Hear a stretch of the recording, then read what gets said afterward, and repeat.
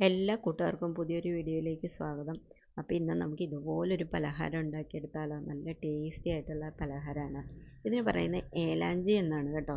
അപ്പോൾ പല സ്ഥലത്തും പല രീതിയിലാണ് ഇതിൻ്റെ പേര് പറയുന്നത് കേട്ടോ. ലവ് ലെറ്റർ എന്ന് പറയും, അതുപോലെ തന്നെ മയ്യത്തപ്പം, മുട്ടക്കുഴലപ്പം എന്നൊക്കെ പറയും. എന്തായാലും നല്ല ടേസ്റ്റിയാണ്, എല്ലാവർക്കും ഇഷ്ടപ്പെടുന്ന ഒരു പലഹാരമാണ്. അതുപോലെ തന്നെ അധികം സമയമൊന്നും എടുക്കത്തില്ല, വെറും 10 മിനിറ്റ് കൊണ്ട് നമുക്ക് ഇത് ഉണ്ടാക്കിയെടുക്കാം. അപ്പോൾ കൂട്ടുകാർ ആദ്യമായിട്ട് എൻ്റെ ചാനൽ കാണുന്നവരുണ്ടെങ്കിൽ ഒന്ന് ലൈക്കും ഹൈപ്പും ചെയ്യണം. അപ്പോൾ നമുക്ക് വീഡിയോയിലേക്ക് പോകാം. അതിന് വേണ്ടി ഞാനൊരു മിക്സിയുടെ ജാറിലേക്ക് ഒരു മുട്ട ഞാനിതുപോലെ ചേർത്ത് കൊടുത്തിട്ട് അതിലേക്ക് 1 കപ്പ് അളവിലുള്ള മൈദ ചേർത്ത് കൊടുത്തിട്ട് 1/4 സ്പൂൺ മഞ്ഞൾപ്പൊടിയും കൂടെ ചേർത്തിട്ട് 1/2 കപ്പ് വെള്ളവും കൂടെ ഒഴിച്ചിട്ട് അതൊന്ന് നന്നായിട്ട് മിക്സ് ചെയ്ത് കൊടുത്ത് നമുക്ക് നന്നായിട്ടൊന്ന് അരച്ച് എടുക്കാം. ഇതുപോലെ നമുക്കതൊന്ന് നന്നായിട്ട് അരച്ച് എടുക്കണം. അരച്ചെടുത്തതിന് ശേഷം അത് വേറൊരു പാത്രത്തിലേക്ക് നമുക്ക് മാറ്റി കൊടുക്കാം. നോർമലി നമ്മൾ ദോശയ്ക്ക് അരച്ചെടുക്കത്തില്ലേ, ആ ഒരു രീതിയിൽ നമുക്ക് അരച്ച് എടുക്കാം. ഈ ഒരു രീതിയിൽ നമുക്ക് അരച്ചെടുത്ത് കൊടുക്കാം. ഇനി നമുക്ക് ഇതിനു വേണ്ടി ഒരു ഫില്ലിങ് തയ്യാറാക്കണം കേട്ടോ. അപ്പോൾ ഞാൻ അതിനു വേണ്ടി ഒരു ചെറിയ ചീനച്ചട്ടി ഞാൻ ഇതുപോലെ സ്റ്റൗവിൽ വെച്ചിട്ടുണ്ട്. അതൊന്ന് ചൂടായി വരുമ്പോഴേക്കും നമുക്ക് 1 സ്പൂൺ അളവിലുള്ള നെയ്യാണ് ഞാൻ അതിനകത്തേക്ക് ചേർത്ത് കൊടുക്കുന്നത്. അപ്പോൾ ഫില്ലിങ് തയ്യാറാക്കുമ്പോൾ നമ്മൾ നെയ്യ് തന്നെ എടുക്കാൻ ശ്രമിക്കുക കേട്ടോ. ഇനി അതിലേക്ക് കുറച്ച് കാഷ്യൂനട്ട് ഞാൻ ചേർത്ത് കൊടുക്കുന്നുണ്ട്. അപ്പം കാഷ്യൂസൊക്കെ നമ്മുടെ ഇഷ്ടത്തിനനുസരിച്ച് ചേർത്ത് കൊടുക്കാം കേട്ടോ, ഉള്ളതുപോലെ. അതൊന്ന് മൂക്കട്ടെ. അതൊന്ന് മൂത്ത് വരുമ്പോഴേക്കും നമുക്ക് ഇനി അതിലേക്ക് ചേർത്ത് കൊടുക്കേണ്ടത് കുറച്ച് ഉണക്കമുന്തിരിയാണ് കേട്ടോ. അത് ഞാൻ ഇതുപോലെ നന്നായിട്ട് അതിലേക്ക് ചേർത്ത് കൊടുക്കുന്നുണ്ട്. അപ്പോൾ അതും കൂടെ അതൊന്ന് മൂത്ത്, അതായത് ഈ കാഷ്യൂനട്ടിൻ്റെയും അതേപോലെ തന്നെ ഉണക്കമുന്തിരിയുടെയൊക്കെ കളറൊന്ന് ചേഞ്ചായി വന്ന് നല്ലൊരു മണമൊക്കെ വന്നു തുടങ്ങുമ്പോൾ ഇനി നമുക്ക് അതിലേക്ക് 1/4 കപ്പ് അളവിലുള്ള ചെരുവിയ തേങ്ങയാണ് ഞാൻ ചേർത്ത് കൊടുക്കുന്നത് കേട്ടോ.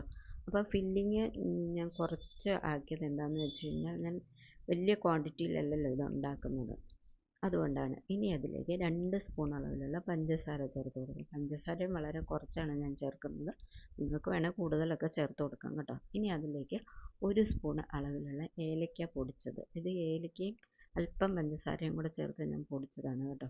അതും കൂടെ നമുക്ക് ഇതിലേക്ക് ചേർത്ത് കൊടുക്കാം. എന്നിട്ട് നമുക്ക് നന്നായിട്ട് മിക്സ് ചെയ്തെടുക്കാം. അപ്പോൾ നമ്മുടെ മിക്സ് റെഡി ആയിട്ടുണ്ട്. ഇനി നമുക്കിത് മാറ്റി വെക്കാം. അപ്പോൾ നമ്മൾ ഈ അരച്ച് വെച്ചിരിക്കുന്ന മാവുണ്ടല്ലോ, നമുക്ക് പാൻ കേക്കായിട്ട് നമുക്ക് ഉണ്ടാക്കിയെടുക്കാം.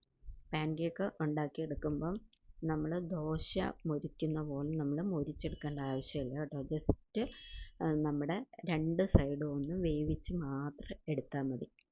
ഒത്തിരി മൊരിഞ്ഞ് പോവുകയാണെന്നുണ്ടെങ്കിൽ ഇത് നമ്മൾ ഈ ഫില്ലിങ് ഇതിനുള്ളിൽ വെക്കുമ്പോൾ അത് ശരിയായി കിട്ടത്തില്ല കേട്ടോ.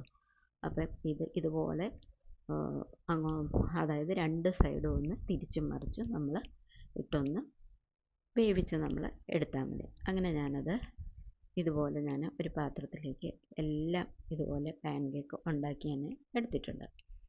ഇനി ഞാൻ അതിൽ നിന്ന് ഒരു പാൻ കേക്ക് എടുത്തിട്ട് ഞാനൊരു പാത്രത്തിലേക്ക് വെച്ച് കൊടുത്തിട്ടുണ്ട്. ഇതേപോലെ ആ പാൻ കേക്കിൻ്റെ ഒരു സൈഡിലേക്ക് നമുക്ക് കുറച്ച് ഫില്ലിങ്സ് നമുക്കിതുപോലെ വെച്ച് കൊടുക്കാം. അപ്പോൾ ഫില്ലിംഗ് ഒക്കെ വെക്കുന്നത് നിങ്ങളുടെ ആവശ്യാനുസരണം വെക്കുക. അതുപോലെ തന്നെ ഒത്തിരി വെക്കണ്ട കേട്ടോ. ഒരുപാട് വെച്ച് കഴിഞ്ഞ് കഴിഞ്ഞാൽ ഇതിങ്ങനെ പൊതിഞ്ഞെടുക്കാൻ വലിയ ബുദ്ധിമുട്ടാവും കേട്ടോ.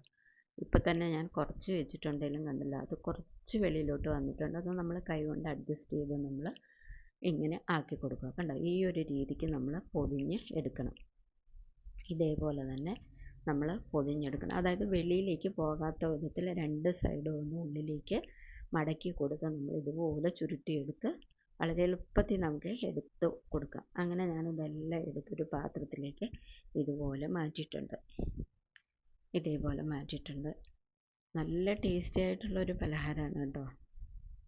ഞാനിപ്പോൾ ഈ ഫില്ലിങ് തന്നെ നമ്മൾ ഉണ്ടാക്കിയപ്പോൾ തന്നെ അറിയാമല്ലോ എത്രത്തോളം ടേസ്റ്റി ആയിട്ടുള്ളത്. മധുരം ഇഷ്ടപ്പെടുന്നവർക്കൊക്കെ ഇഷ്ടമാകുന്ന ഒരു പലഹാരമാണ്.